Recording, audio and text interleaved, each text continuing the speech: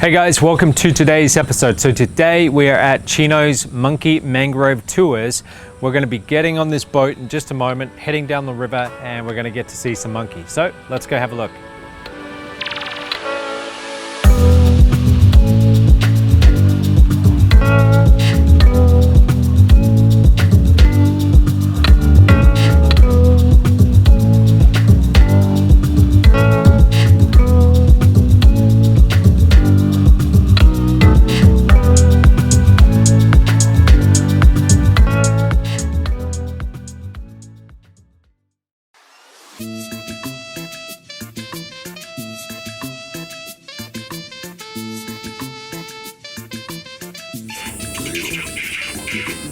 So right now we are on the Pehe River and we just came up here and we've just spotted some monkeys. These are white-faced monkeys and there's two varieties here, two different types of families.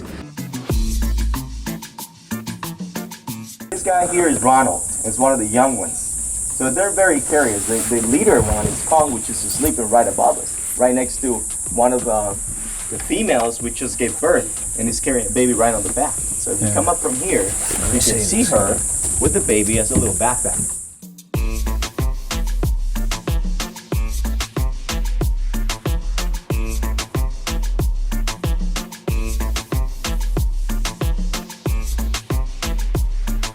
Our tour guide here, Diego, he was just explaining that this family of monkeys, this is the Kong family. They've given them a name because they've been doing tours here since the late 90s. So they know this family very well. Kong is the chief of this area. How many are in this family? At least some 25, because the family got split in 2 months ago. Okay, so 25 monkeys here, and they live just here. This is their territory. They have a territory range that could cover around 400 acres, so they move all around. But they come to the river because this river is like an oasis for them. Are they friendly? Like, would they come close to you, or you wouldn't be able to touch them? There's one right above you that was almost pooping on top of you. Okay, so this is, you said this is Peter. Peter. And this is Ronald. Wow, and like we're like several meters away from them. They're not really scared. They're really curious, and sometimes they like to jump on top of the boat, like banging. They use it as a trampoline. They're not afraid. Look at that. And they're not aggressive to you at all. This is just a juvenile, and I believe it's around 3 years. Yeah. Hey, buddy.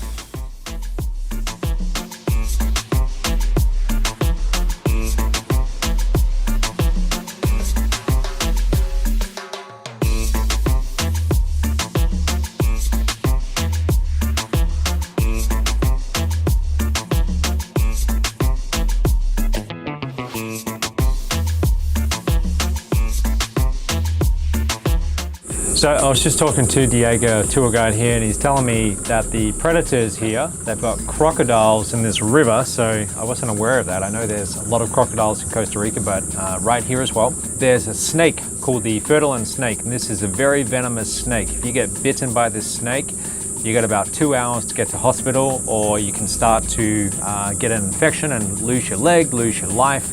So they're very dangerous. So they're also here.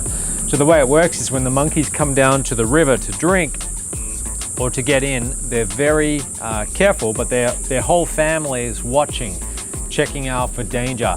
And if they see a crocodile or something that signifies danger, they will start making a call, a sound. They have a lot of different sounds, all have different meanings, and very quickly they'll get back up in the trees. So the families really look out for each other.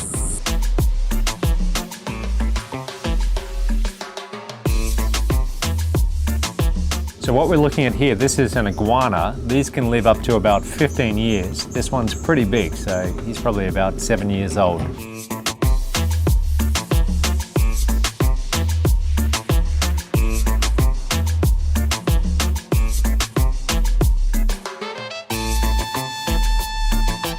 So I was asking, how is it possible for the Jesus Christ lizards to walk on the water? And Diego was just telling me that they actually have like little webs between their little fingers that only come out when they push down on the water, and they're pushing down with 100% of their strength.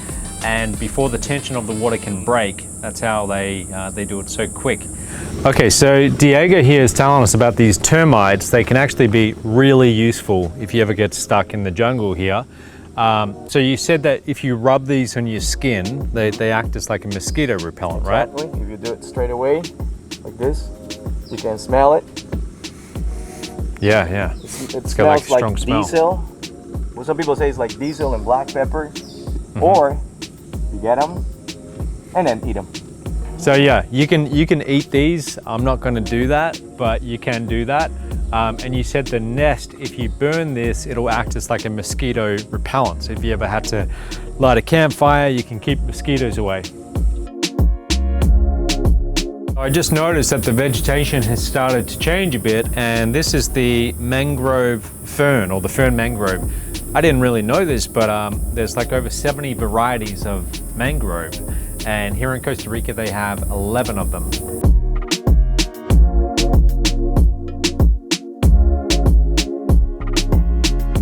So over there you can see some dogs. Sometimes the crocodiles here will actually eat the dogs. So if you have a pet and you live nearby, you got to be really careful.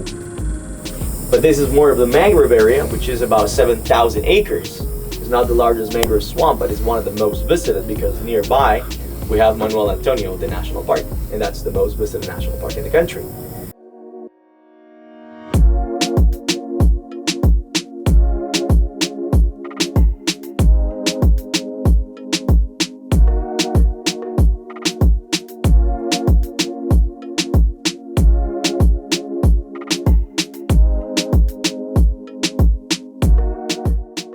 So if you look closely here, those are actually bats, and they are one of the smaller variety of bats in Costa Rica. They don't really live in caves, they live out more in open areas like under this bridge, and they just feed off the insects. I thought I would introduce you to the owner. This is Chino, and he's been here for 25 years, right? Yes. Yep, so he's been doing these tours for a long time. So this tour is located just outside of Quepos. So if you're coming by, definitely check it out. Interesting little bit of trivia for you. If you're wondering why it says China Tours on the side, that's because the owner's name is Chino, but when they were getting the paperwork done, they made a spelling mistake and it cost too much to change, so they stuck with China Tours.